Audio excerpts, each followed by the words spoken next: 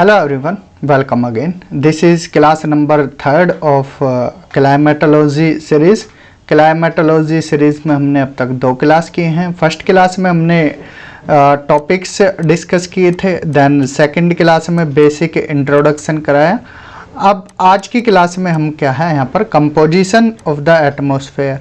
Atmosphere का composition कैसे हुआ उसके बारे में जानेंगे. सबसे पहले हम जानते हैं कि एटमॉस्फेयर क्या होता है. ठीक है, सिंपल भाषा में अगर आपको बताएं, देखिए एक चित्र दिखाते हैं आपको, डायग्राम.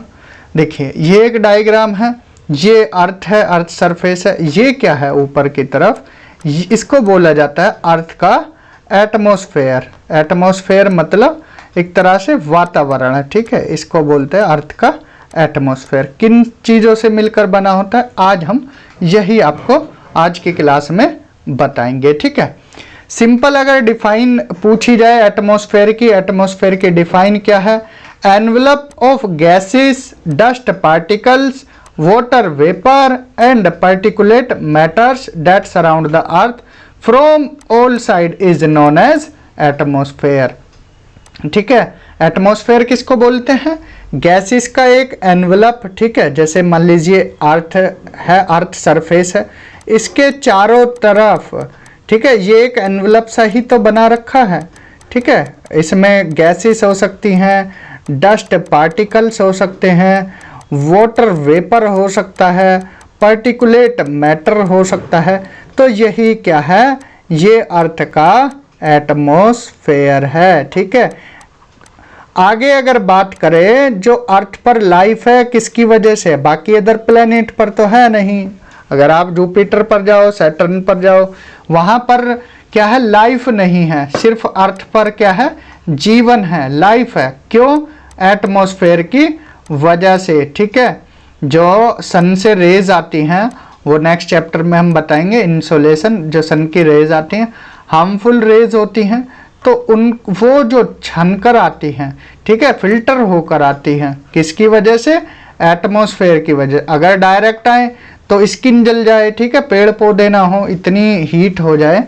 अगर एटमॉस्फेयर ना होता, एटमॉस्फेयर ही उनको फिल्टर कर कर भेजता है. ठीक है, तो नेक्स्ट है filters the incoming solar radiation. ठीक है, जो सोलर रेडिएशन आती है, सन से आती हैं, उनको फिल्टर करता है कौन? Atmosphere. Atmosphere prevents the earth surface from ultraviolet solar radiation waves. जो यूवी रेज आती हैं, ठीक है, सन से अल्ट्रावायलेट रेज आती हैं, उनको प्रिवेंट करता है कौन? एटमॉस्फेयर ही करता है अल्ट्रावायलेट रेज से. ठीक है, और अर्थ को प्रोटेक्ट करता है ज़्यादा गर्म होने से. ठीक है, protects the earth becoming too hot, कि अर्थ ज़्यादा गर्म ना हो जाए, उसको भी कौन प्रोटेक्ट करता है? Atmosphere. Atmosphere attach to earth surface. अब आप सोच रहे होंगे कि ये अर्थ है, अपने एक्सिस पर भी अर्थ घूमती है और सन के चारों तरफ भी चक्कर लगाती है. तो एटमॉस्फेयर सॉरी, ये गैसेस वगैरह हैं, इधर उधर छितर बितर क्यों नहीं जाती? क्योंकि ग्रेविटेशनल फोर्स की वजह से ये अर्थ से अटैच होता है. जो एटमॉस्फेयर है वो किसकी वजह से? ग्रेविटेशनल फोर्स की वजह से अटैच होता है अर्थ सरफेस पर. समझ आया एटमॉस्फेयर के बारे में?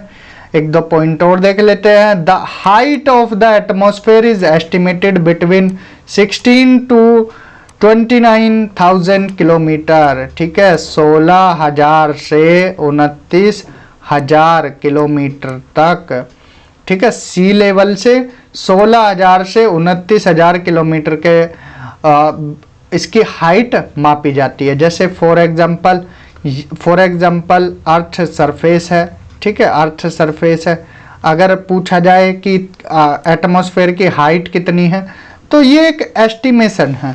ठीक है, एस्टिमेट किया गया है कि ऊपर तक इसकी हाइट एटमॉस्फेयर की 16,000 से 29,000 किलोमीटर तक हो सकती है. ठीक है, ध्यान रखना है. 90% of the effective atmosphere is up to the height of 29 kilometre.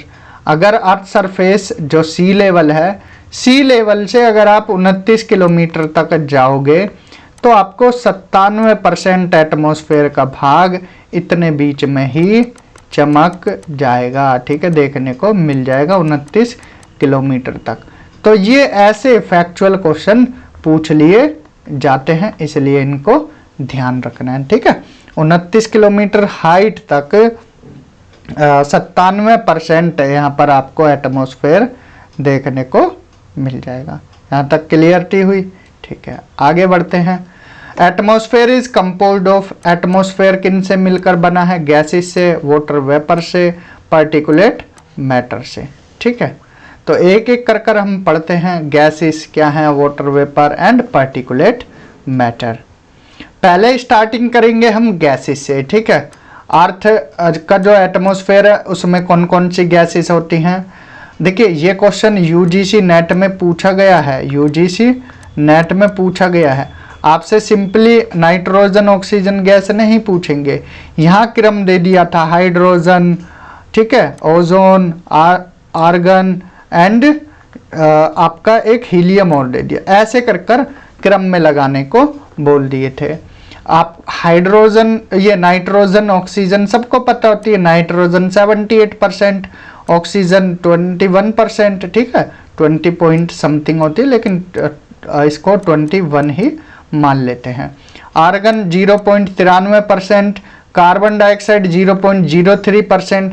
तो ये क्रम याद रखना है, nitrogen, oxygen, argon, carbon dioxide, ठीक है। इसके बाद आती है नियोन, फिर आती है हीलियम, फिर ओजोन, फिर हाइड्रोजन। एक ओजोन, देखिए ओजोन जब हम लेयर पढ़ाएंगे, ओजोनोस्फेयर जब लेयर्स पढ़ाएंगे ना, ट्रोपोस्फेयर, स्ट्रेटोस्फेयर, तो स्ट्रेटोस्फेयर में ओजोन लेयर देखने को मिलती है, ओजोनोस्फेयर वो अलग है और ये अलग है, ठीक है। दोनों में डिफरेंस समझना। Ozone, hydrogen, krypton, xenon and methane, तो ये गैसेस देखने को, ये छुटपुट देखने को मिलती हैं। बाकी आप हाइड्रोजन तक ध्यान रख सकते हैं, क्रम कुछ भी पूछ लिया जाता है। Nitrogen, oxygen, argon, carbon dioxide, neon, helium, ozone and hydrogen, ठीक है। तो ये क्रम ध्यान रखना है। गैसेस की बात करें, ऑक्सीजन मोस्ट इंपॉर्टेंट गैस है, क्योंकि लिविंग ऑर्गेनिज्म इसको इनहेल करते हैं, ऑक्सीजन को अपने अंदर लेते हैं और CO2 बाहर छोड़ते हैं, ठीक है। सर्वाइवल के लिए ऑक्सीजन गैस को अंदर ग्रहण करते हैं। Also essential for combustion of burning matter, ठीक है। अगर आपको कहीं आग जलानी है, अगर ऑक्सीजन नहीं है तो आग नहीं जलेगी, ठीक है। आग जलाने के लिए भी ऑक्सीजन गैस होनी चाहिए। नाइट्रोजन की बात करें, नाइट्रोजन डाइल्यूएंट का काम करती है और ये केमिकली इनएक्टिव होती है, इसीलिए आप देखते होंगे चिप्स वगैरह में कौन सी गैस भरी जाती है?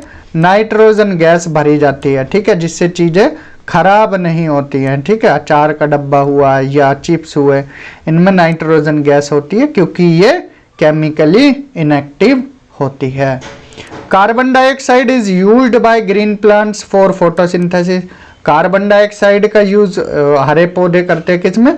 फोटोसिंथेसिस के यूज में। कार्बन डाइऑक्साइड जिसको एक ग्रीन हाउस गैस बोला जाता है, ये अर्थ के एटमॉस्फेयर पर, अर्थ के सरफेस पर टेम्परेचर बढ़ा देती है। CO2 अगर ज़्यादा हुई तो टेम्परेचर भी इंक्रीज हो जाएगा। ओजोन गैस एब्जॉर्व करती है किसको? अल्ट्रावायलेट रेज को, radiates from sun and prevents the earth becoming too hot. जो ओजोन गैस है ये क्या करती है? जो सन की अल्ट्रावायलेट रेज आती है उनसे बचाती है और गर्म होने से पृथ्वी को बचाती है। कौन सी गैस? Ozone gas. समझ आया? क्रम याद रख लेना, गैसेस के बारे में मोटा मोटा याद रख लेना, ठीक है। ये आप, अगर ये इम्पोर्टेंट है, अगर ये याद नहीं किया तो गड़बड़ हो जाती है। फिर से रिवाइज करा रहे हैं एक बार। Nitrogen, oxygen, argon, carbon dioxide, ठीक है, यहाँ तक तो आपको याद हो गए होंगे। फिर इनमें दिक्कत होती है neon, helium, ozone and hydrogen, ठीक है। याद रखना है, नियोन पहले आएगा, हीलियम बाद में आएगा, ओजोन O3 उसके बाद, हाइड्रोजन इसके बाद, ठीक है। ये क्रम याद रखना है, ठीक है। आगे चलते हैं वाटर वेपर की तरफ। वेपर देखिए, पानी जो है vapour content in atmosphere ranges between 0 से 5% वॉल्यूम में पाया जाता है। जैसे एटमॉस्फेयर है, मान लीजिए 100% है, इसमें वाटर वेपर 0 से 5% तक आपको देखने को मिल जाएगी। ठीक है। The atmosphere vapour is received, कैसे होती है ये जो एटमॉस्फेरिक वेपर है, किसके थ्रू? जो इवोपरेशन है, evaporation of moisture and water from water bodies, चाहे वो पॉन्ड हो, सी हो, ओशियन हो, इनके थ्रू वेजिटेशन हो या सोइल कवर हो।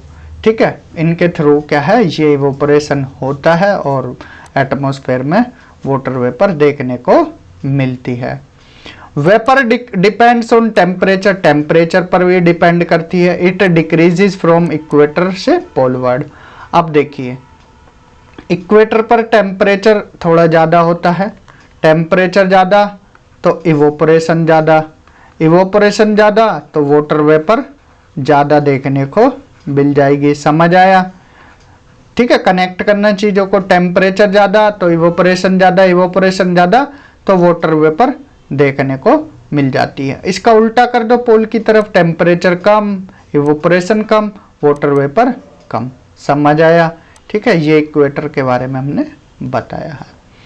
The content of vapour decreases upward, जैसे ही आप ऊपर की तरफ जाते जाओगे वेपर डिक्रीज होती जाएगी। ठीक है।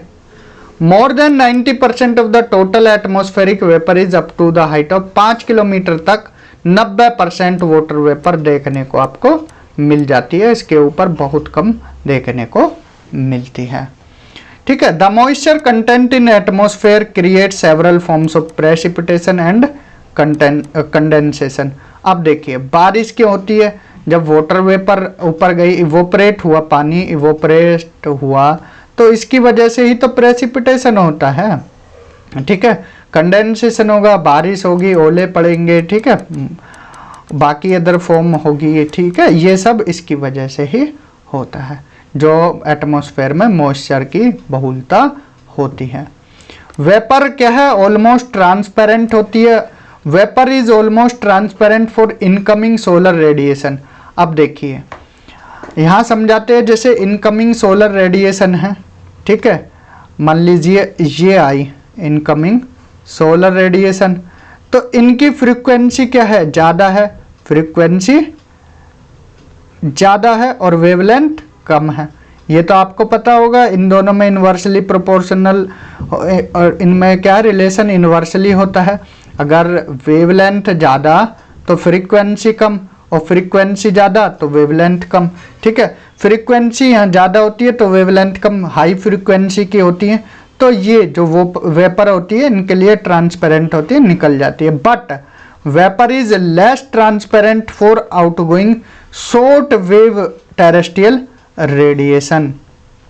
ठीक है, तो यहाँ जब वापस जाती हैं तो फ्रीक्वेंसी कम होती है, वेवलेंथ ज़्यादा होती है, तो ये पार नहीं हो पाती, तो ये लेस ट्रांसपेरेंट होती हैं outgoing short wave terrestrial radiation के लिए। ठीक है, ये समझ आया? ये पॉइंट ध्यान रखना है। नेक्स्ट है particulate matter. The solid particles present in the atmosphere includes, solid particles को ही पार्टिकुलेट मैटर बोला गया है, जिसमें डस्ट पार्टिकल हो सकते हैं, सॉल्ट पार्टिकल्स होते हैं, पोलन हो सकते हैं, वोल्केनिक ऐश हो सकती है, तो ये पार्टिकुलेट मैटर्स में ही आते हैं। ठीक है, एटमॉस्फेयर में जो most of the solid particles होते हैं वो क्या करते हैं? Most of the solid particle are kept in suspension in the atmosphere. मान लीजिए, ठीक है, ये पार्टिकल्स हैं, बारिश किसकी वजह से होती है? इनकी वजह से हाइग्रोस्कोपिक न्यूक्लियाई बनाती हैं, चीज़ों को क्या है, रोक लेती हैं, ये सस्पेंड कर देती हैं एक तरह से। तो इसीलिए जैसे मान लीजिए ये क्या है, इवोपरेट हुआ पानी यहाँ रुक गया, क्योंकि यहाँ डस्ट पार्टिकल्स हैं। ये किसका काम करते हैं? हाइग्रोस्कोपिक न्यूक्लियाई का काम करते हैं। These particles help in scattering of solar radiation। अब सोलर रेडिएशन आई, ठीक है, पार्टिकल्स हैं, डस्ट पार्टिकल्स, ये स्कैटर करते हैं सनलाइट को। ठीक है, स्कैटरिंग का काम यही करते हैं। Which adds varied charming colour of red and orange at sunshine and sunset. Sunshine और सनसेट पर रेड और ऑरेंज कलर इनके स्कैटरिंग की वजह से ही होता है, या स्काई का कलर ब्लू क्यों होता है, स्काई का कलर वो भी स्कैटरिंग की वजह से ही होता है, ठीक है।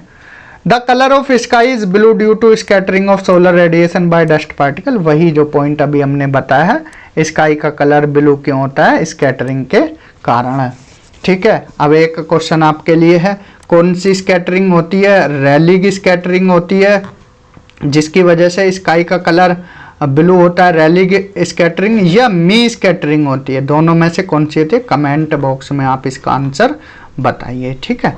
ये आपके लिए है, ये क्वेश्चन पूछा गया है, ठीक है, ये क्वेश्चन पूछे गए हैं।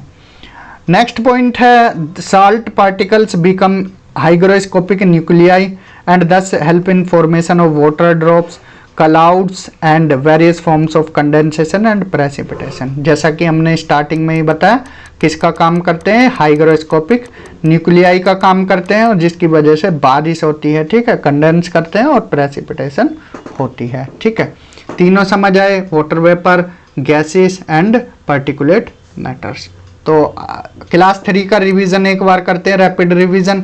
हमने शुरू किससे किया, एटमॉस्फेयर से। एटमॉस्फेयर क्या है, एनवेलप ऑफ गैसेस, ठीक है, envelope of gases, particulate matters and water vapours, ठीक है, इसको ही क्या बोलते हैं, एटमॉस्फेयर बोलते हैं। फिर गैसेस पढ़ी, वाटर वेपर पढ़ा, पार्टिकुलेट मैटर्स पढ़ा। गैसेस में हमने nitrogen, oxygen, carbon dioxide, argon, ठीक है, क्रिप्टॉन, हीलियम, हाइड्रोजन, ये सारी गैसेस हमने यहाँ पर पढ़ी थी। वाटर वेपर में भी पढ़ा, कितना वॉल्यूम होता है, 0 to 5% वॉल्यूम होता है, इक्वेटर से पोल की तरफ घटता है, ठीक है, ये याद रखना। पार्टिकुलेट मैटर्स किसका काम करते हैं, हाइग्रोस्कोपिक न्यूक्लियाई का स्कैटरिंग का काम करते हैं। तो इस क्लास में इतना ही, मिलते हैं नेक्स्ट क्लास में, ठीक है, स्ट्रक्चर ऑफ द एटमॉस्फेयर के साथ। तब तक ध्यान रखें, रिविजन करते रहें। Thank you, have a good day.